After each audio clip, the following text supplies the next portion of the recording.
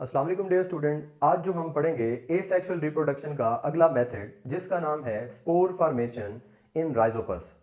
Rhizopus क्या है? ये एक फंजाई है। इसका कॉमन नेम जो है इसको बोलते हैं बेटा, that is called black bread mould. Black bread mould इसको क्यों कहते हैं? क्योंकि जब ब्रेड के ऊपर ये ग्रो करती है तो उस ब्रेड की अपीयरेंस जो है वो ब्लैक हो जाती है इस राइजोपस फंगस के ग्रो हो जाने की वजह से, इसलिए इसका कॉमन नेम है ब्लैक ब्रेड मोल्ड। ये आपने भी काफी दफा बेटा ऑब्जर्व किया होगा ब्रेड के ऊपर कि जब ब्रेड को 2-3 दिन हम वैसे खुला छोड़ देते हैं तो उसकी जो अपीयरेंस है, अपर सरफेस है, वो ब्लैक हमें दिखना शुरू हो जाती है। वो एक्चुअली क्या है? ब्लैक एक्चुअली किस वजह से है? इस फंगस की वजह से है जिसका नाम है राइजोपस। अब ये राइजोपस जो है वो अगली अपनी जनरेशन कैसे डिवेल्प करता है? थ्रू स्पोर के जो है वो डिवेल्प करता है। अब स्पोर क्या है हम इसके बारे में पढ़ेंगे, इसके स्ट्रक्चर के बारे में पढ़ेंगे, इसके फंक्शन के बारे में पढ़ेंगे और फिर राइजोपस जो फंजाई है हम इसके स्ट्रक्चर के बारे में भी पढ़ेंगे। सबसे पहले हम राइजोपस की स्ट्रक्चर के बारे में पढ़ते हैं कि राइजोपस जो है इसके दो पार्ट्स हैं। अगर हम स्ट्रक्चर को पढ़ें तो first part is called as vegetative part and other is called as reproductive part. Vegetative part वो पार्ट है जो कि रिप्रोडक्शन में हिस्सा नहीं लेता और रिप्रोडक्टिव पार्ट वो पार्ट है जो कि रिप्रोडक्शन में हिस्सा लेता है। अब कौन से फंजाई के पार्ट हैं जो कि वेजिटेटिव पार्ट हैं? That is called as stolon and rhizoid. फिर उसके बाद फंजाई की रिप्रोडक्टिव स्ट्रक्चर्स कौन सी हैं? रिप्रोडक्टिव स्ट्रक्चर बेटा कौन सी हैं? That is sporangium and sporangiophore. अब ये क्या है आइए हम इस डायग्राम के थ्रू देखते हैं। ये बेटा राइजोपस फंजाई की स्ट्रक्चर है। ये आपको जो सर्कुलर स्ट्रक्चर्स नजर आ रही हैं इनको बोलते हैं स्पोरेंजियम।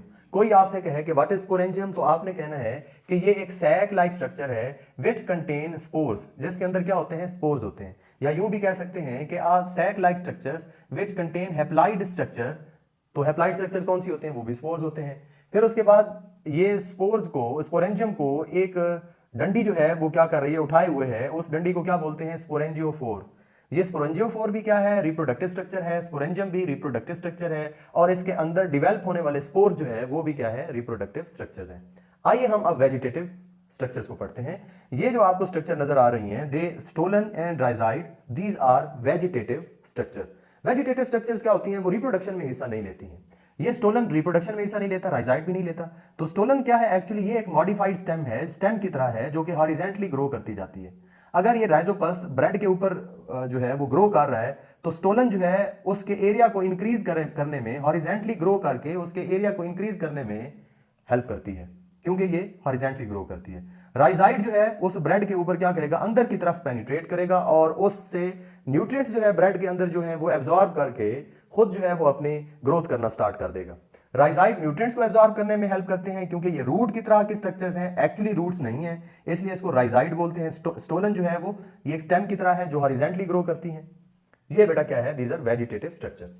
तो वेजिटेटिव स्ट्रक्चर्स हमने पढ़ ली और हम अभी जो है वो स्पोर पढ़ते हैं। स्पोर क्या है?